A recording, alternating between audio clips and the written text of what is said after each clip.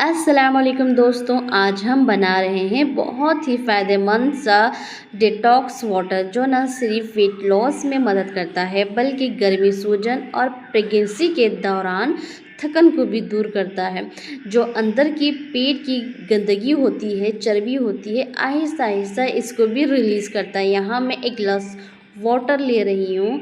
इसमें आप ऐड करें cumin seeds, fennel seeds, fenugreek seeds, flax seeds and nigella seeds.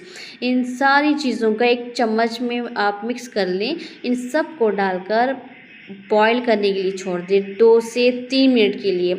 अगर रात भर के लिए रखोगे तो बहुत ज़्यादा फ़ायदेमंद है। और जब ये बॉईल आने लगे तब इसमें थोड़ी सी टर्मरिक पाउडर डालें और इसको अच्छे से छान लें। और अगर चाहे इन्हेंस करना है टेस्ट को तो लेमन जूस और जायके के लिए नमक भी शामिल कर सकते हैं।